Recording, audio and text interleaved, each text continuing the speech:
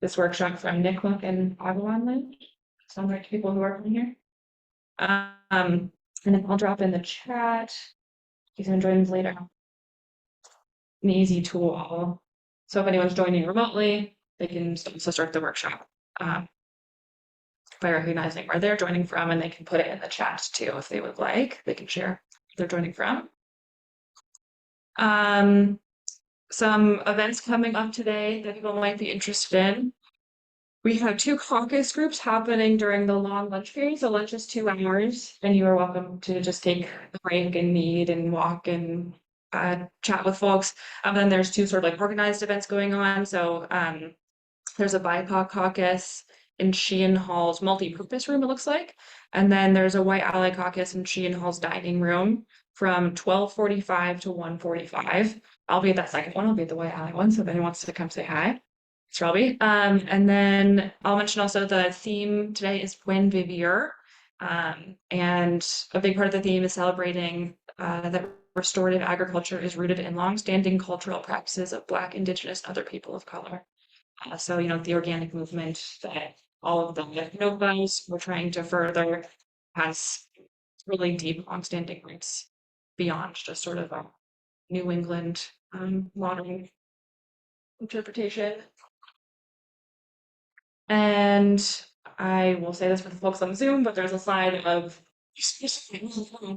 for some regional racial justice in agriculture resources. And again, if anyone ends up joining on Zoom, we will invite them if they want to drop other resources that they know about. Are you from Massachusetts? No, Massachusetts. Where are you? New Hampshire. New Hampshire. Yeah, great. A lot of these are like non-border based, just regional ones. So if anyone is curious, it will be available as well, just through the resources that nofamass sends out after the conference if you want to check the slide that you can't see. And then I will go through these again for people on Zoom. We have some sponsors to thank. Stonyfield Organic, the milk co-op, is a big sponsor of the conference. And I'm going to go through so that folks can see them on the recording. I want to read all of the logos for you guys. Sponsorship is really huge. NOFA Vermont puts on a conference for the winter too, and it is a lot for nonprofits. Sponsors are great. I want to give them their due. Okay. NOFA also wants to shout out that they're hiring right now. As they're hiring conference coordinator for their future conferences, they're hiring an administrative director, and they're hiring an assistant development director. And they think they're going to have a new technical assistant position opening up soon. So if you know anyone who wants to do cool work in agriculture, there's a job openings at NOFAMAS. And maybe you know if it's still NOFA Vermont hiring too, if anyone knows anyone in Vermont. Okay, great. Let's now move into the meat presentation. I'm going to shut down slides so we can get just the nice camera presentation going for anyone in Zoom. It's on. Right, I'm going to move this computer off of here where the camera will stay set up. Thank you for that time, Melissa.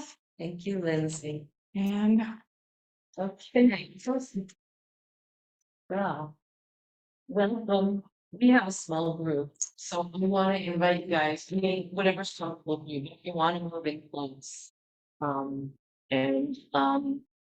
we'll be even more hands-on maybe than we might have been because there are fewer homes and we'll okay. So welcome to Soapmaking 101.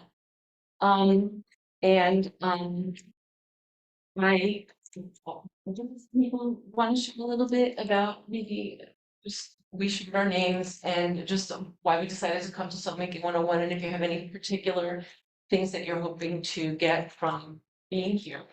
And then I can tell you more about me and what I've got planned, and we'll make sense.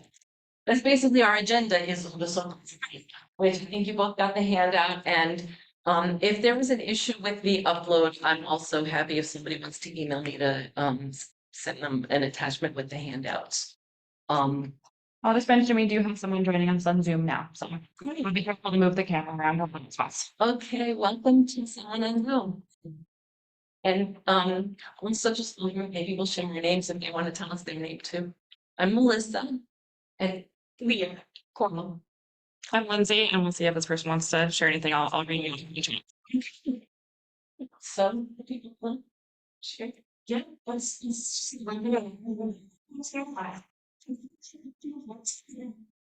seeing kind of a stance as like very interesting, but I would love to like it. Yeah, it's great. Lindsay's here to kind of host for NOFA, but are you interested in something? I'm very interested, and I'm hoping that I can also learn out of 1 year while also trying to coordinate stuff. I'm Awesome. excited. Okay. Let me tell you that there are so many things that I've learned at NOFA conferences over the year just because I could, because someone was teaching it and it didn't occur to me to notice. You know, I learned to make pimples and just all kinds of things that, and in fact, when I learned to make soap, it was I live in Natick, and the Natick Community Organic Farm was offering a soap making workshop. I never thought about where soap comes from. I thought that would be interesting, and I went to a soap making workshop, and it really turned me on, and that was a lot of years ago, and eventually I got there. So there is um there are a lot of reasons that someone might want to make their own certainly, you know, people who have particular needs around sensitive skin, or just what goes into soap, you know, the soaps that we buy. Actually, most things that are sold as soap are technically detergent. Soap is it is a natural product. It comes from basically when we mix an acid and a base together under the right conditions, we get soap. And that's really the basic traditional cold process for making soap. We're going to mix together an acid and a base. For acids, we're going to use really nice, good organic oils. And for the base, we're going to use lye. And that, as we were talking about a little bit before, that is, you need to do that really carefully because it's potentially unsafe. And a lot of time when people are looking for a soap making workshop, it's because that's the piece that they're afraid to try alone. So we'll do that part, and we're going to start with that part because, as I was saying a little earlier, a lot of the time that we're spending soap making is once we mix the lye solution. Part of what happens it is when we mix sodium hydroxide with water to make the lye solution, there's an exothermic reaction. It means things heat up. And so it becomes very hot. And then we need to take time for it to cool before we're ready to mix it with the oils, which we want to be in a close temperature. We want them to be within about 10 degrees of each other. And we want that to be between 80 and 100 degrees Fahrenheit is about what we like. Weather like we're having now, it can be very convenient if you want to mix things and just leave them outside till you're ready. They're going to stay in the temperature range you want. In the winter, it's harder because things will get, you know, colder out there. So that's an advantage to making soap in the summer. So let's start by mixing the lye solution, then we can talk a lot more about all the other things that we that go into making soap, or at least the essential ones. Okay, so to mix the lye solution, we got sodium hydroxide. Lye is something that is easily available to purchase as like a drain cleaner. So a lot of people, when I first started making soap, I was encouraged to just go to the home store and get something like Red Devil Lye, which is it's fine to use. It's an industrial grade, so there could be impurities in there that you really don't want in your soap. I've never heard of someone being harmed by that, but once I learned more, I decided to make the effort to get a food grade line, which is what this is. This is, I've tried several different varieties, and this is the one that I think is really the best. The brand is Essential Depot. And it's been a long line. So things that and we mix with distilled water. Water from the tap has, you know, water has different composition depending on your pipes and everything else. And you don't really, you know, the more you mix into the soap, the more you're inviting to interact chemically and such. So distilled water is gonna help you make sure that you don't complicate things and that it's pure. So if you were around when we were trying to get a crank to open the window, the reason that we were talking about that is because lye also gives off fumes. And so we want ventilation, and by having, there's a nice wide windowsill over there. And now that we're able to open the window, I set up a little fan. So what I'm gonna do is I'm gonna go over to this table to mix the lye, so that I don't have a long way to walk to set it on the window. And that's all just for safety. You don't wanna be walking around carrying lye. I think people generally understand that it's a very serious burning that can happen if lye spills. And that's why we have the handout that is all about safety. So really important to have the ventilation, to not have like kids or animals running around when you're gonna be doing this. And in terms of safety gear, it's good to have goggles. I've actually, since COVID, I've been using these shields someone gave me. There were some nice fish ones here, so I'm using a nice one. So actually, you know what, we're not mixing yet. I don't need to do this part yet. Because first I'm just gonna put the water. Now, um, when we're measuring things for soap, we wanna be accurate.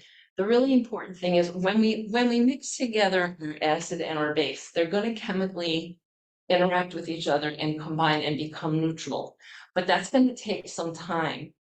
And if we get our proportions wrong, then there's gonna be more of some than the other. And if there's not gonna be exactly acid and base to make perfectly neutral, then we want to have more on the side of the acid than the base. We want to have more oils rather than lye. What you don't want is a lye heavy soup. That could be unsafe. And so what we like to do when we make a soap recipe is we call it super fatting the recipe. So that if there's an imbalance, when we plan to have an imbalance on the side of the oils. And so it's really important when we're measuring that we get our measurements right with the lye, because we wouldn't want to end up with a proportion with more lye than we need to have in the soup. If we have less, it will be great, but it will be dangerous. So we do things by weight rather than volume for that reason, to be more accurate. Except when it's water, it's really, a pint's a pound the world around, like you don't have to worry. So I could weigh the water, but we know that in the recipe, people have the recipe. You see how much it says 3 pounds of cold distilled water. So 3 pounds of water, we need 6 cups of water. So because it's one, we know it's consistent. We don't, I'm not gonna turn the scale for that. So.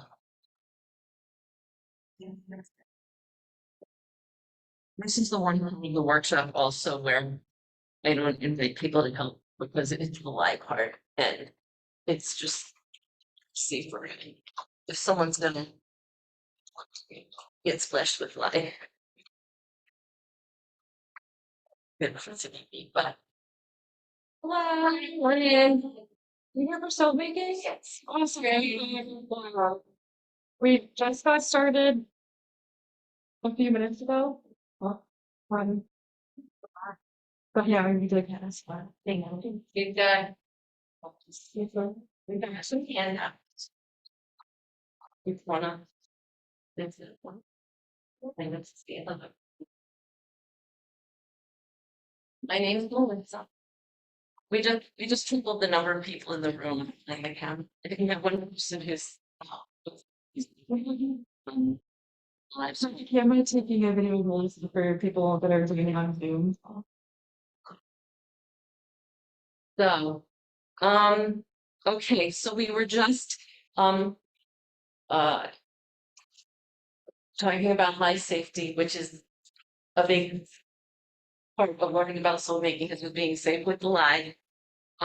So we've just poured 3 pounds of water. And what I'm gonna do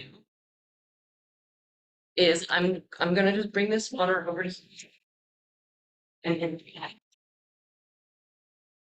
And that's because we're going to actually mix the lye over there and put it by the window, and that's for safety. So, here comes the form. I'm actually gonna measure the last one. We're gonna get the fronts and the, pull down my long sleeves. Well, it's nice and comfortable. I put on my long sleeves to be safe. What did I just do with this? It's transparent. Okay, so I'm gonna protect my eyes, the head.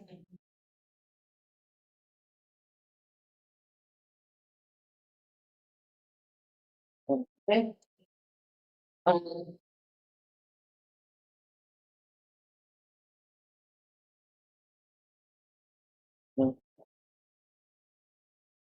it's funny, but I've been making soap for a long time and using goggles and gloves, but it got a lot easier with COVID. Just the materials are everywhere.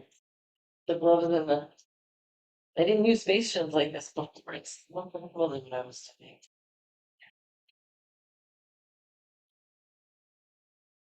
Okay, now this scale is there are different scales around. One thing I like about the scale is that it works with uh pounds and ounces and also grams, etc. And also I like that it can be zeroed. So I'm using the Pyrex, I'm using tempered glass with these things. You wouldn't want to use regular just glass because the lye is gonna heat up when it gets poured. And you could shadow a literature. So tempered glass or a really sturdy plastic, you'd want to be careful. I think I actually haven't done it in plastic because I think it also, if it's not the right plastic, it could do you. What you particularly don't want to use is aluminum. It interacts with the lye. So you don't want to do that. The tempered glass is good. Um, okay, so I am zeroing this, and we can see on the recipe that it goes for 173 grams sodium hydroxide.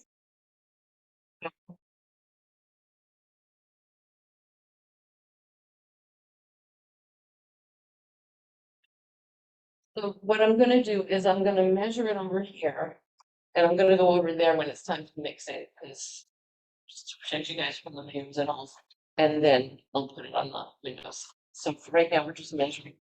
Something else that we understand about lye is that it is hydrophilic, which means that it draws moisture. And so on a muggy day, if you're pouring lye, it wants to get pretty bumpy pretty quickly. Um, like,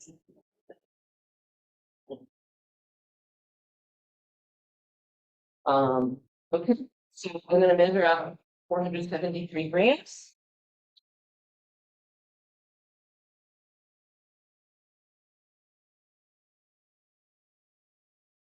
which is just about a pound.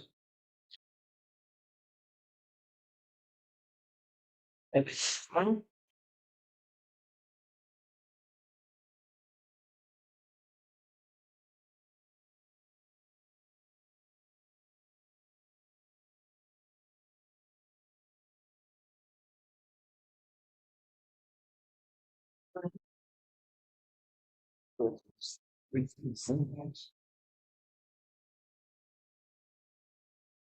This isn't what's supposed to happen. Is it okay to ask questions? Or do you want to- Please, yeah, I'm actually pouring. Go next question. Yes, go ahead. So even in this system, You can, but it's not like if it were liquid, but what happens is if you get one of those little grains, one of those little specks on you, they could burn a hole right in your skin. It's just a very, very tiny hole. So, yeah, so you just really need to be really. Okay, here the sodium hydroxide, I'm going to, wait, I'm gonna take the scale back. I'm gonna carry this. There are a couple of specs on here, and so that's why I have this print. I just don't want it interacting with anything else. Okay, I'm going to go over there and put them together.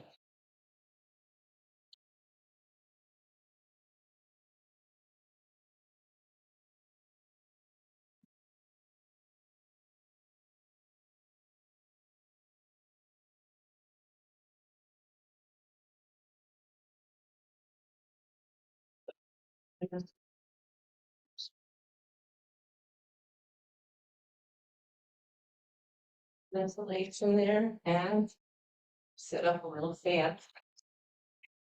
Okay. So when we're pouring, let's read from the recipes.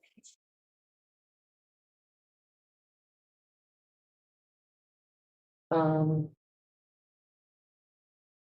So, so, um, where we talk in the recipe about, I'm gonna go back, I'm just trying to get to the line so we get it really a little bit.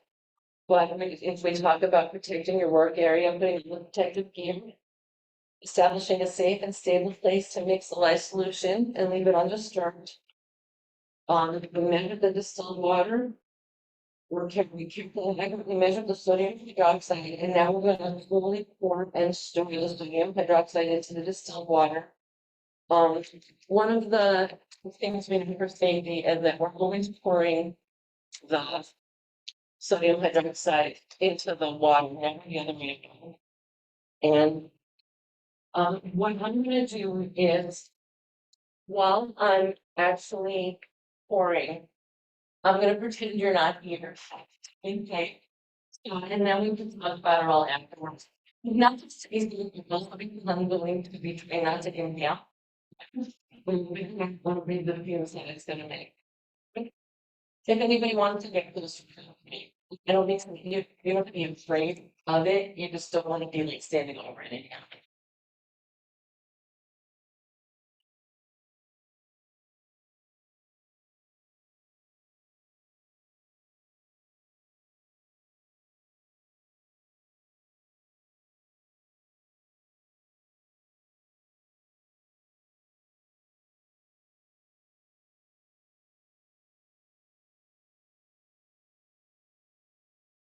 No way to breathe. So, I like to get it, kind of make sure it's mixing, and then pause, breathe, and go back and get more. It's possible to pour it in and just have it kind of get solid and stick to the bottom.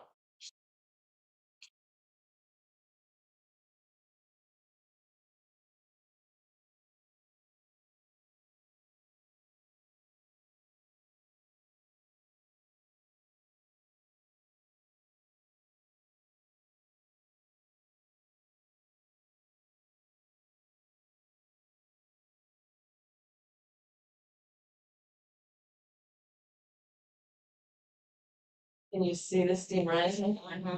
Rising, yeah.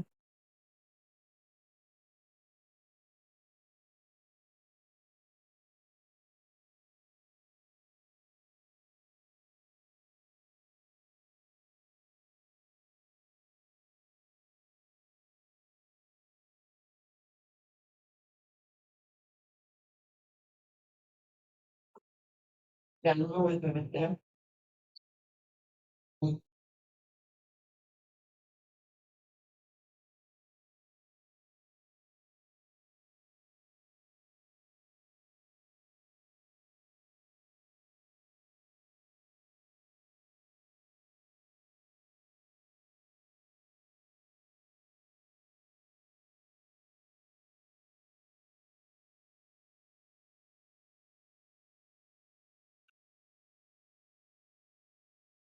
Okay.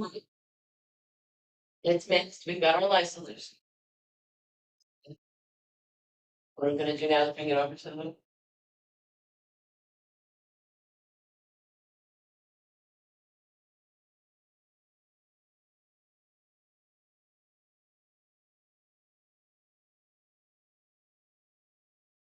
There is so good. Let's take a deep breath. Over there.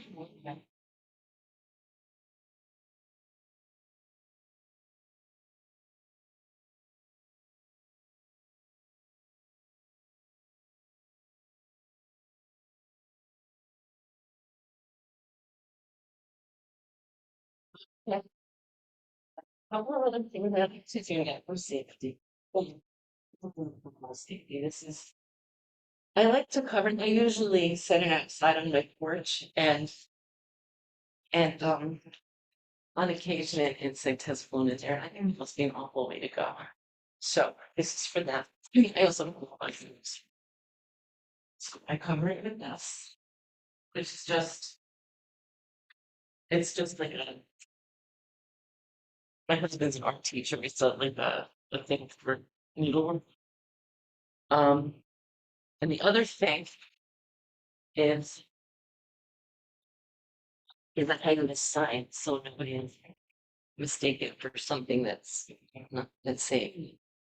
It's funny for me. This my daughter's an adult now. And she made this sign a lot of years ago.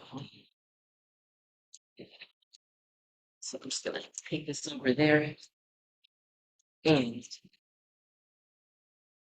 just really common sign that says caution caustic eye solution. Do not touch with a spoon. Oh, that's how you stay now. Come on. We can leave the gloves on this. And then you could use other than right. So, historically it was ashes. That's where it was started as we understand it. Um, but that's not something that you can like in terms of the precision and all of that. I watched a YouTube video of someone trying to do it that way, and it just looked so miserable trying to just keep it going and to get it to it was um so um so potassium. So this is sodium hydroxide, and I think also potassium hydroxide is used. But nowadays, these are things that are put together in lab. Um, so that's what it's usually. In the world over, it's pretty much the common things. Like they use something different in Europe. So in the world over, it's mostly not. It's mostly about things that they're doing. And as I said, I think before other people got here, is that it's really technically detergent. Most of what you're buying for soap. Mm. Um, so okay, let's so we needed to get that started so that it'll start cooling. For fun, maybe I'll just go this it is now. So in the room, it says it's 70.3. I guess that's actually and that's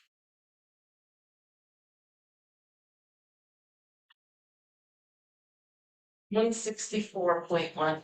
Well, yeah. I wish I had paid better attention in high school chemistry class. I really wasn't into it, but it's so relevant now to what I'm doing. So, um, okay. So, welcome again. We started our process.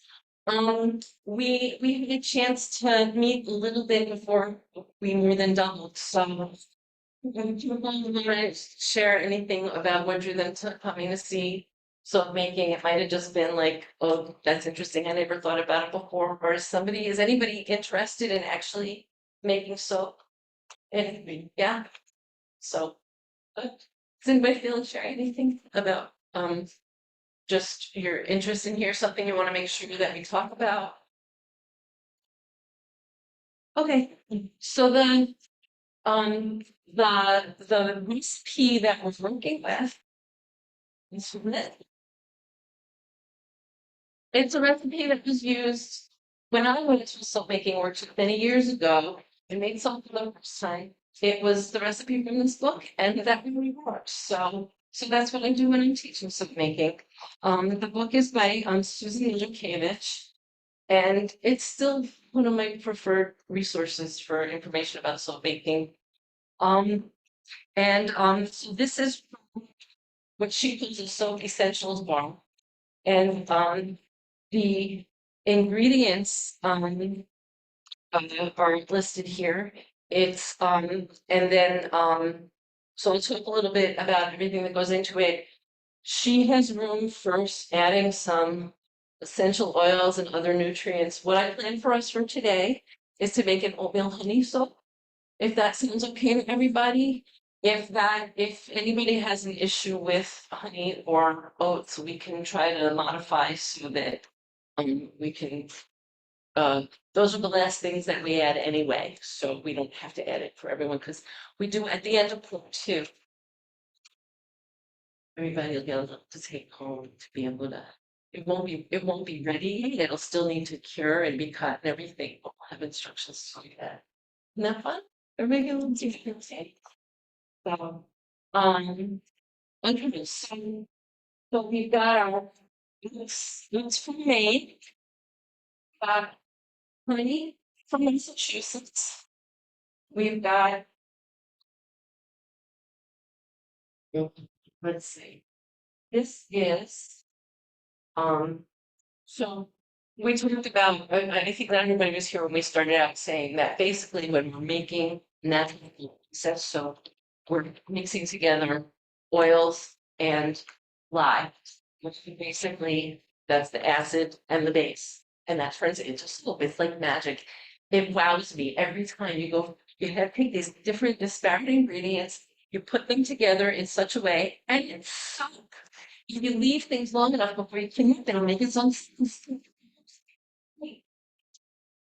I feel like I've noticed that I've been using for my whole life.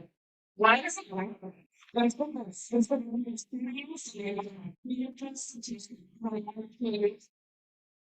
That basically captures it. So there, the molecule that is formed has. See, now I'm nervous it's being recorded. I have to. Basically, I think the way it works is like there's a part of the molecule that's um that is it hydrophilic and hydrophobic? Like part of it loves the water, part of it hates the water. It's just but so right part of it like grabs onto the dirt and the other part like grabs onto the water to wash away and it takes the stuff with it and soap really works. You know, it's interesting they've done like research like where they put bacteria on soap and have people wash with it and the soap the bacteria does not transfer to the people, it washes away because it's full disclosure that research was done by like soap company. So yeah, it's just I think it's like that. So in terms of the oil, um so one of the reasons that it's really nice to make your own soap is that you get to choose not just like what, but like where it comes from. And there is so much, there's so many good reasons to use natural handmade soap. When we put things on our skin, you know, it's our skin, we're taught that it's a barrier and it protects us from everything outside. And that's true. And it's also a sponge. And we ingest what we put on our skin. And there's so much stuff that we don't even know what it is that goes into commercial products. You know, there's some good stuff out there, but in terms of when I'm saying the good stuff, I'm talking about the, you know, the natural stuff, not like most of the conventional stuff on the shelf. Again, it's like it's detergent. It's something that's put together in a lab with different chemicals and the fragrances, you know, things can smell really nice, but if it's not made with essential oils. Well, so that's fine. We're glad you're here. There are a couple of handouts. I think that they've been made. Um, so when we buy something with a package that's fragrance, only to show us soap or shampoo or laundry detergent or whatever it is, the word fragrance is not regulated in this country. So that could be anything. There's a chance that it's like something that's not harmful. But it's likely to be something that was put together in a lab by somebody who was trying to make something smell like something, but you know, cheaper than what the real thing would cost, and it's different. This is something that I had never tuned into before I started making stuff, but now I'm very aware of the difference. Um like the difference between like a natural something here's share some of the different things we can do with soup. So this is This is a soap it's a lavender honey. I do the lavender, some little snips lavender in there. And it's like it doesn't hang on, it's just and I've also used lavender essential oils. I've also put in some lavender, I've also used essential oil. But that compared to like if you just look at that, it's something that kind of it'll hang on and linger in a way that is just it's different and it's not it's it can be decent and if that's it's just depending on what is your priority and whatever, but there's a whole lot to be said for doing the natural thing. So yeah, people coming.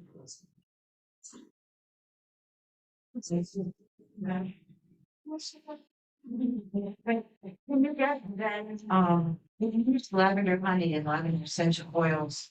You can get the organic one, that was there. Going on. I think that probably for different event oils, it might be different. You can do different plants. We know that that there's my initial thought about taking it a lot. I'm gonna invest okay, you're gonna do that and you have to so since we can really plan, I think we need that to be on so we answer the body and say that on some I don't know it's just end or something that I want it's fine. So it's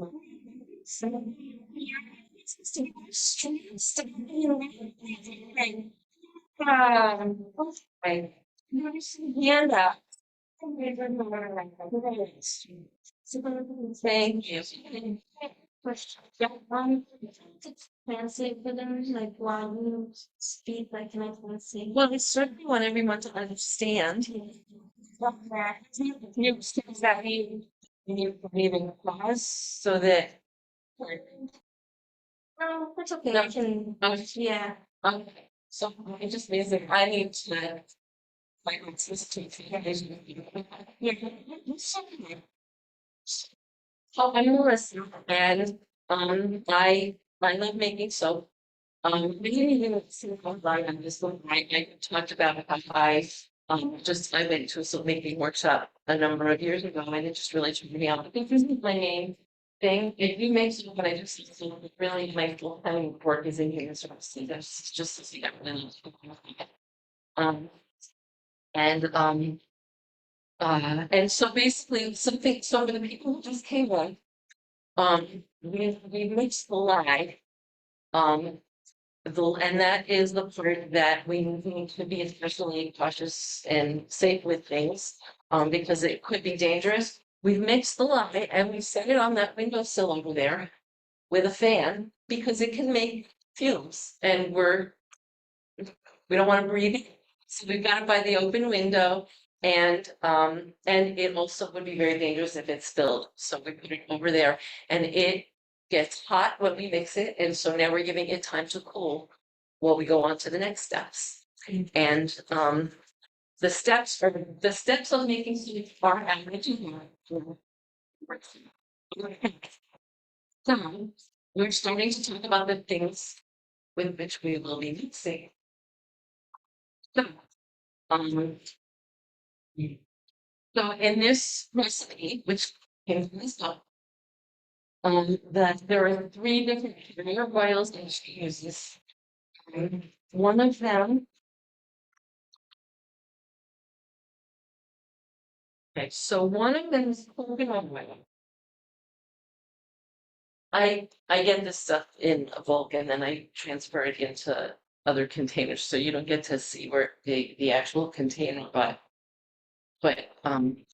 my daughter went to the University of Connecticut and they're known for their ice cream, and it was just a really great thing that whenever we were going to drop about pick up, we have to get a half gallon of ice cream because I would need buckets for my oils. So this is organic coconut oil. It's fair trade. It's refined, bleached, and deodorized.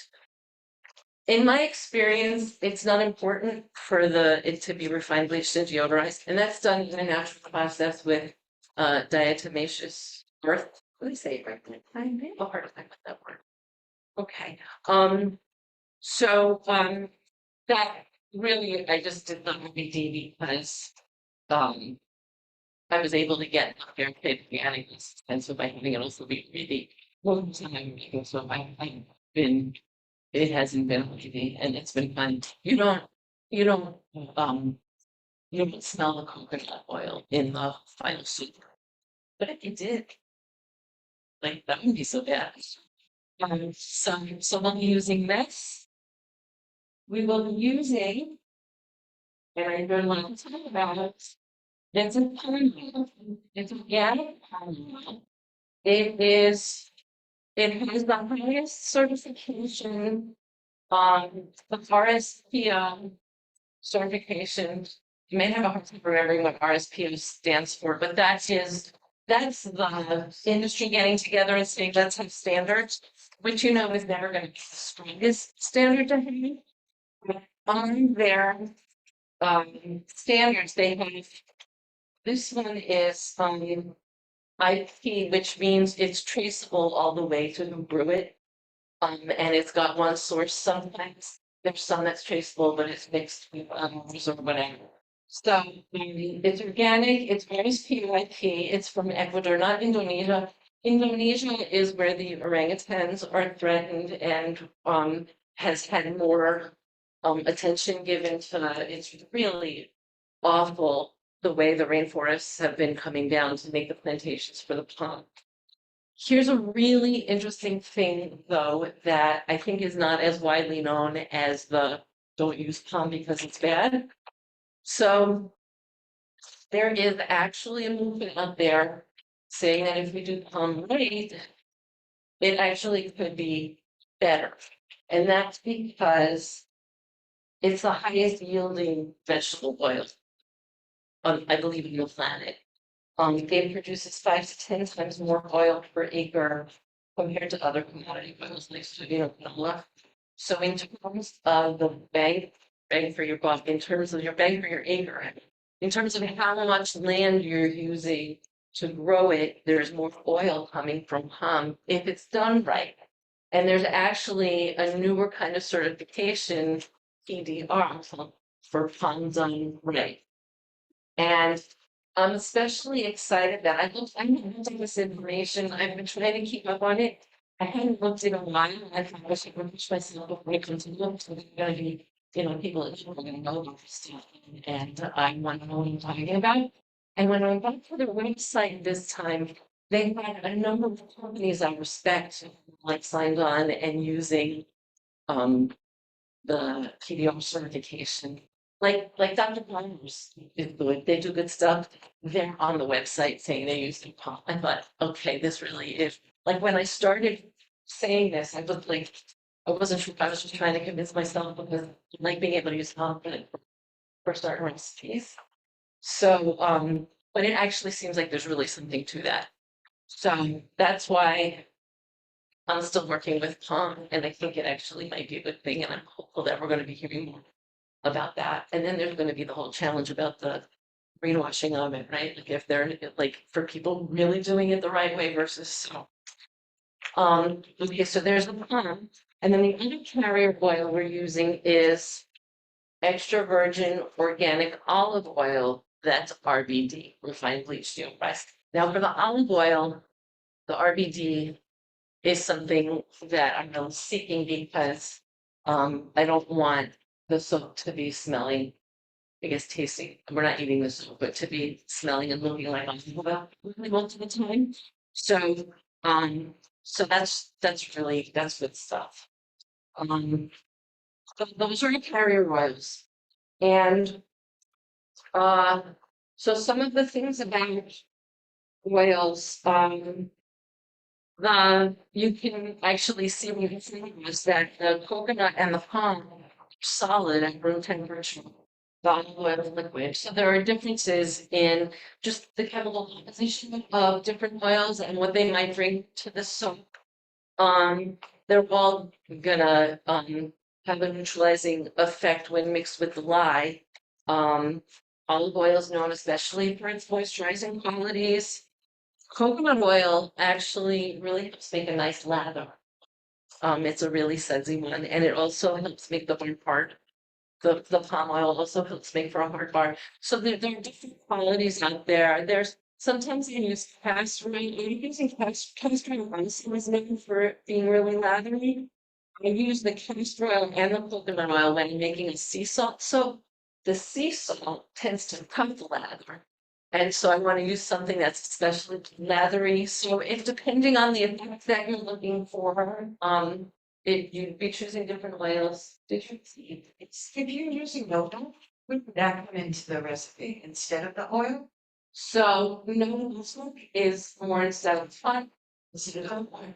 So it's really interesting when you mix the lye solution, when you're making a goat's milk soup, you have the challenge of mixing the lye directly with the goat's milk, but you don't want it to burn.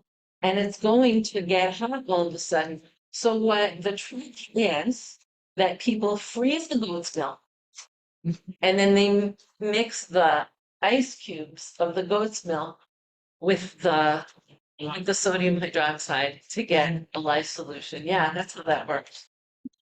Yeah. Yeah. Yeah. I love, I was making workshops, different places, but it no people are planning to make something next time, like they have I won't know it. So when I started making stuff, actually making bees, and I was looking to use the honey, we still have bees as pets, but we don't like keep them and take their honey anymore. And but I still, so I'm using other people's honey, but I still have honey in all my soups. Honey is I think which means that it holds moisture in. And that honey has so many qualities. I feel like the more I read about it, the more it's just amazing stuff. Um, so another thing about oils is just in terms of how they're extracted, they can be, cold pressed and a really natural process, or they can be chemically extracted and things that you really don't want to be putting on your body. So it's, depending on how much you care. But there are some of the things that you get to have control over. So do you put animal products instead of things? You can make some of it at Starbucks. My parents didn't believe. And in fact, there were people who were familiar with no. Yes. Yeah. I have to be first. I don't know. That's Made life when I was a kid. yeah. I really don't pay more attention. And read it outside in the first down to this stuff. And the big black. You make the soap in. And I can remember, with the big spoon and everything and the lights, you didn't take light. One thing I'm like, yeah. Yeah. They poured in this soup. They have this wooden tray made and they were pouring it in like Wow. Do you know what they were mixing it with?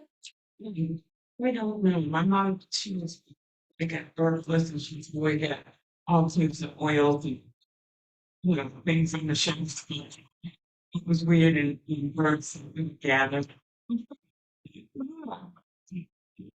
We had always that big closets so it was kind of brown looking.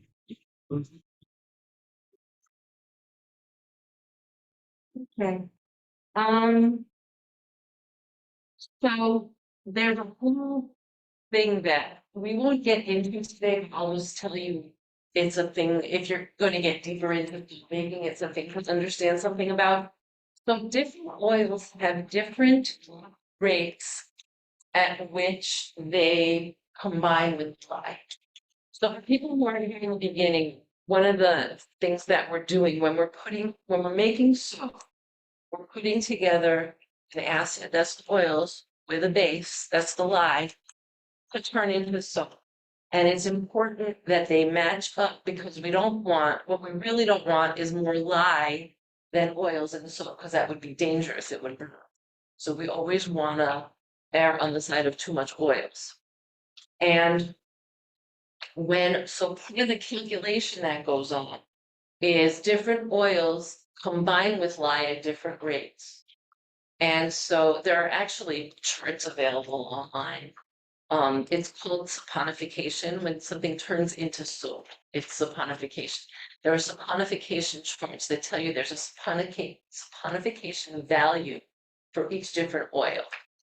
We don't need to get into that now, but just so you know, you can't just interchange the amount of olive oil with the amount of coconut oil in the recipe and expect the soap to turn out.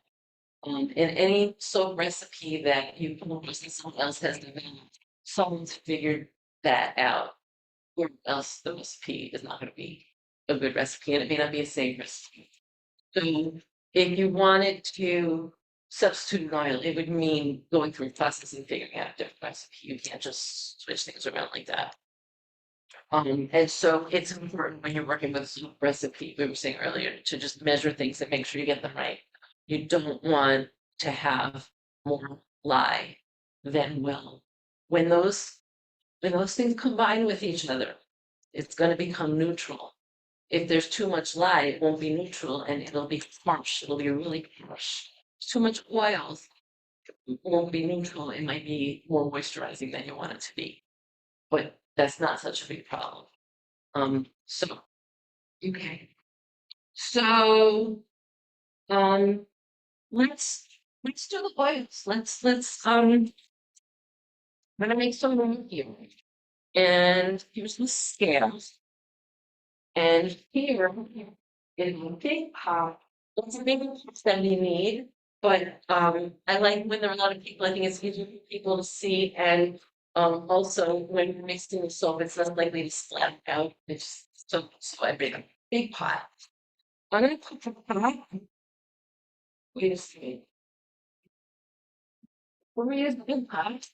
And then we can melting oils that are solid at room temperature. So what I'm gonna do here, move these so people can see.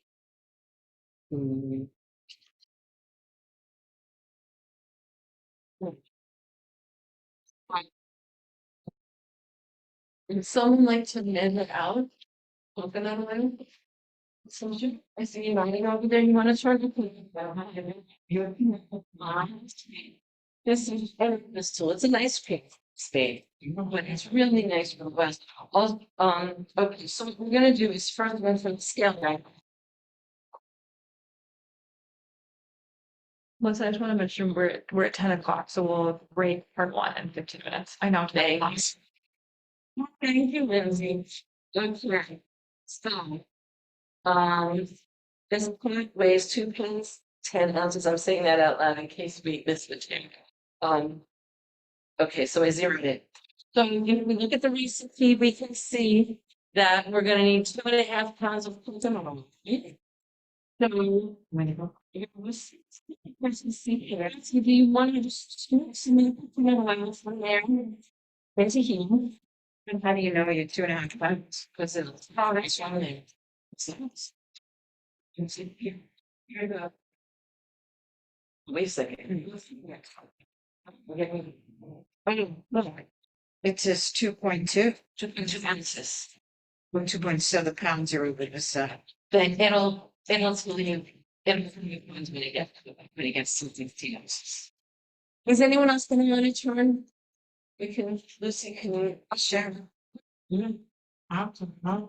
It's very hard. I mean, it's very easy. Nice. It's a nice you finding just this is the tool for me. I'll let you do this. Can I ask you a question? Say that your description of this class pointed to was making place in Texas. And it's amazing to their go backs. Like blues and like the color of your shirt and all different colors. And I went to try and find out more about they sell them. So they're not going to tell me they're really wondering if you knew what those would be. So there are lots of things that people do for coloration that are natural and all kinds of dyes. There are some really interesting natural dyes. Like you can get Oh, I forgot. I have another shirt on. I put this on to have long sleeves. I'm trying to model safety with fly. I thought so. I was thinking this color. Um, which one? The bright one. Yeah. Um, so we're still going with another 8 ounces. Um, so there are things like spirulina makes kind of a nice turquoise-ish color. My experience with it is that if it's exposed to light, it'll turn kind of brownish and not be as appealing. There are some that I think is gonna go, which is fine. We'll just take some back. Okay, we just do that. Okay, perfect. 2 pounds, 8.8 ounces. And that 8 ounces, as a thank you. As I was saying, we want to err on the side of 5, so it's okay to leave. Um, so we can send back coconut oil and we'll look back at that. All right. Let's see, who would like to pass them? Anybody? Want to try?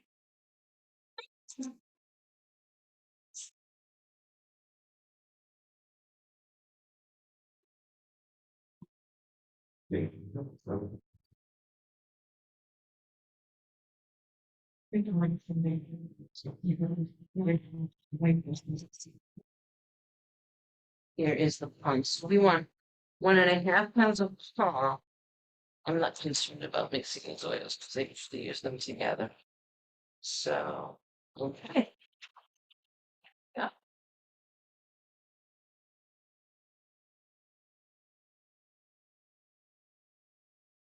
What we're gonna do when we have the solid oils measured is we're gonna use the hot plate to melt them so that they'll be liquid. Um, and Can you use roll on TikTok? you could. You could. It's nice to go gentle on the oils, you know, you don't want to heat them more than you need to, because you want them. The thing about natural soaps is that they have a shelf life. There are things that we can use that would extend their shelf life. There are some different natural preservatives. There are all kinds of artificial preservatives, but natural preservatives, rosemary extract, vitamin E. In her book here, she suggests grapefruit seed extract. I started out doing that, and then I did some research, and it's not such a natural. And I don't know that it was doing anything, so I don't use grapefruit seed extract. I put vitamin E often in my soaps.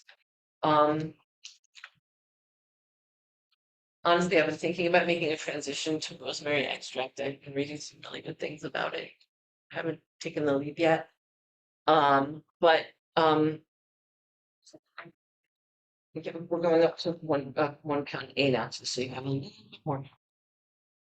What was the question that started me talking about that? The different colors of the dyes. Or the crock pot question first? Thank you. It's actually yes, thank you. Yes, so being gentle with things and you know, the longer this week.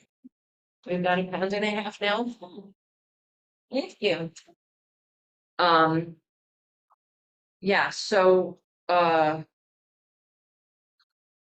yeah, so that is, you know, soap is gonna be as good as the materials that you use in it. So if you use good fresh oils, it should be good for, you know, a good year.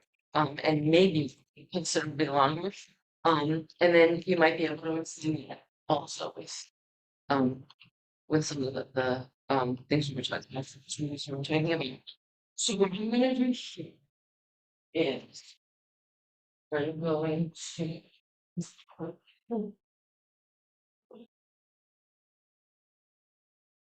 yes. Oh.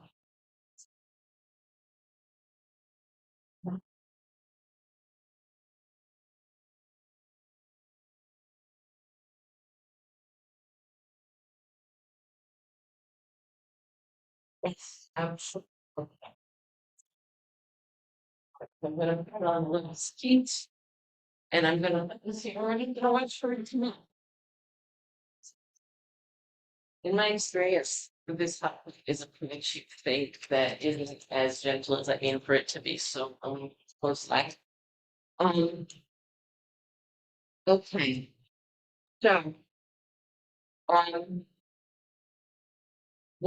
so we have, just a little bit more time before the break, it's 10 after 10.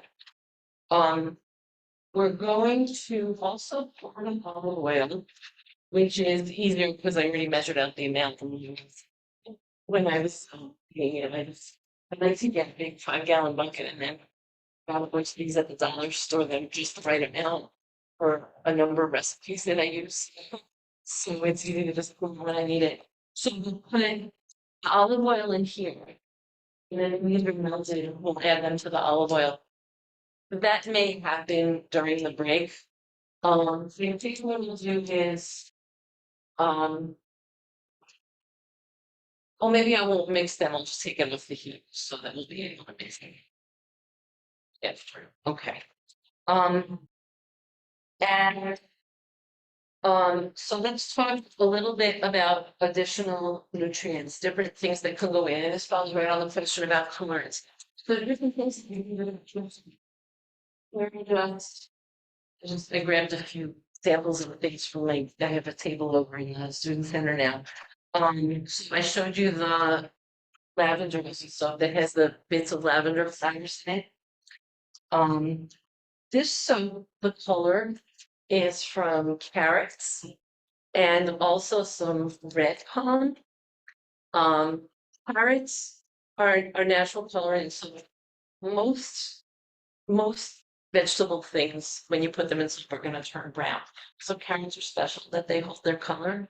And I tried making a carrot soup, but it was such a faint orange and I wanted more, so I started playing with the organic red palm oil. And so this has both. So really, to be fair, the red palm has a lot to do with the color, but it's also the carrots. So, and I like to play with the cookie cutters too. So basically, this is what done with the cookie cutter. So that, and then what happens when you use a cookie cutter, and then you've got the negative shape around it, and then I roll that into balls. And so we don't waste any, and that's fun to have a ball. Here, this effect, well, there were a few things going on here. One was a swirling. This is a mocha swirl.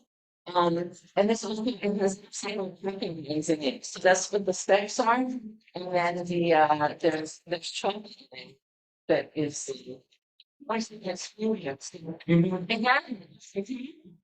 speaking of exfoliants, so this is a lemongrass scrub. It's got ground walnut shells and stone ground organic cornmeal in it to be scrubby, and a little lemongrass from the garden, and the different and also lemongrass essential oil. This one, I have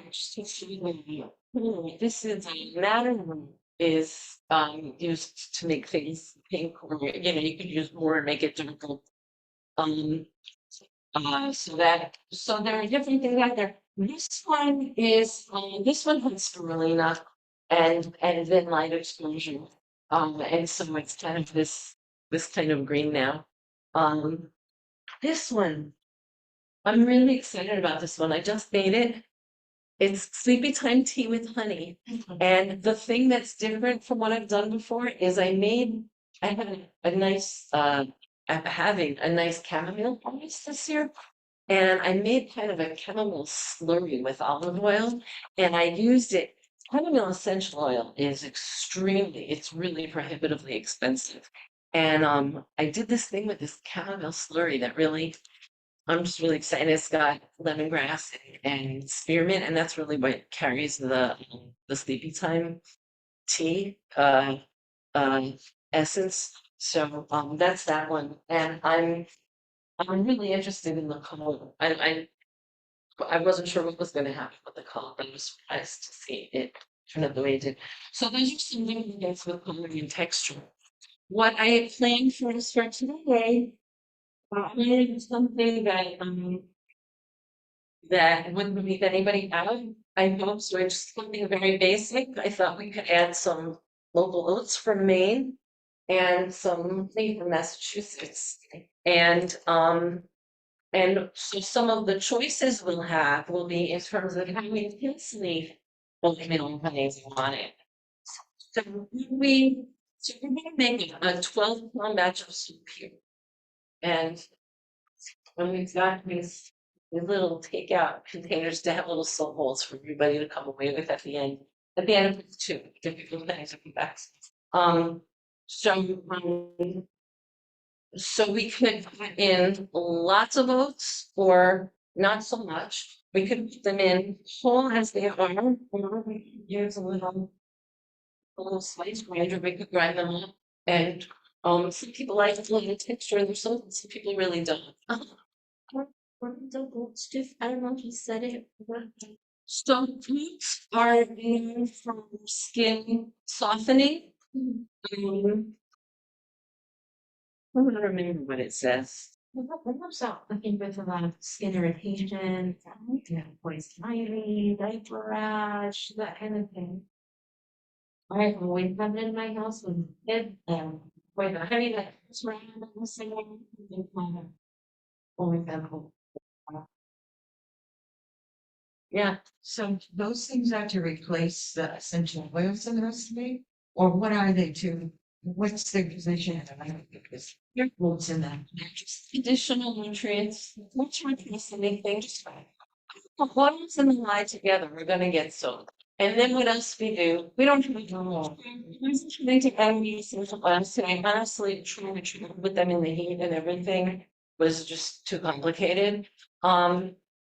So they're not missing. They're just not.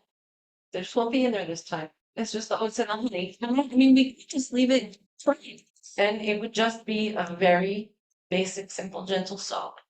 Or we could just add the honey, or we could just add the oats, or add the. So what this says is that oatmeal gently scrubs away debris. Honey hydrates and soothes the skin, is also moisturizing and inhibits the bacteria. There's more values that I don't see here. They say, you know, when you have chicken pox, take it to feel bad. And yeah, it's good stuff. And I like that it's local too. I really enjoy finding local things too. Yeah. Do you have a site for essential oils? You know, there are a number of them out there on the web. I don't have a particular site for essential oils. There's a really nice just natural oil distributor in Massachusetts, called Jedwards International. Their website is bulknaturaloils.com. I get a lot of carrier oils from them, and they have a good number of essential oils too. There's some out there. There's Brambleberry, there's Global Apothecary. There's there are no, you can play on the web and find, if you go to the really cheapest things, it's probably not good stuff, because essential oils really are, they are very expensive to produce and they cost a lot to buy. I'm sorry, the one you said in Massachusetts was that bulk natural oils? Both natural plants. Yeah, it's really, let's get this in. That's what it's taking. We want to be more gentle. With how I have to say it. These are things. Um. Yes, the thing.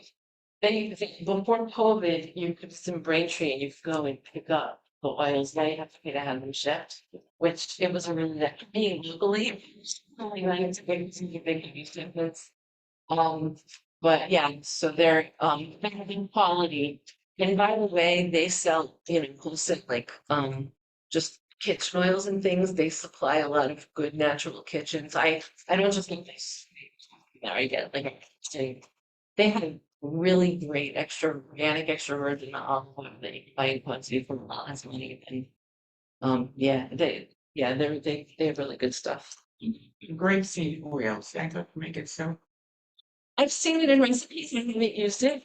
It's possible on my books, even if you wanna take a look, maybe. Let's give them to the local recipe. We use grapeseed oil to make like heat cream. Organizations. Nice. Yeah. I want to say something when I talked about gentle and harsh and whatever. The biggest factor in terms of the being gentle and harsh is gonna have to do not just with the balance of the recipe in terms of how much lye versus oils, but also how much time it's had. Because that's saponification process. We talked about the turning into soap. As soon as we combine the oils and the lye, they start to combine and they start moving to becoming neutral. But that process goes on and on and on and on and on. So a year later, there might still be some molecules finding each other. It gets milder and milder. So you want to give it a good 4 to 6 weeks at the outset to cure. But if you take longer, it'll be even milder.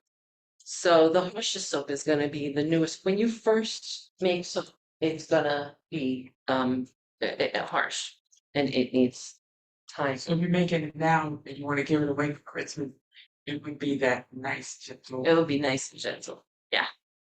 Yes. We do a pause for time. So yes, we are gonna pause for time. I just went up. Yes, we can pick it up back here afterwards. So the point that we're gonna decide about just what we're going to do with our books and our honey. And when we come back, I think if it's okay with people, I think I'm gonna olive oil in with the other oils during the break. Because what we're going to want is when we come back, we want the temperature of the oils and the temperature of the lye to be about ready to start blending. So just in the interest of time, we'll do that. I can make some time announcements that are general, and then if people want to like stick around for another 2 minutes, and they can get prepped for part two. Because I mean, sticking to the schedule is only is what people want to. But I'm giving people a chance to know that the next session will start at 10:45. That's like 20 minutes from now ish. And I think that this will continue in this room. But theoretically, people could even like, I could even just hang out in this area. I do want to mention, do you need for the break or if they're going to do the workshop, there's an auction going on that's fundraising for programs for NOFA and there's also an evaluation that people can fill out for the conference. So I can actually keep an eye coming back here, keep an eye on the queue of close around. And there might even be links. Thank you.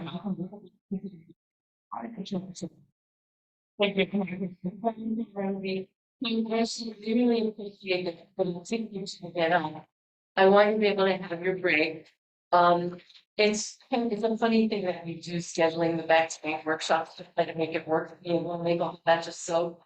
So I think what I'll do is, for anyone who wants to stay, I'm gonna, you can watch my part on olive oil, those are the heated ones and the olive oil, I'll do that. But it's fine to miss that and take the break.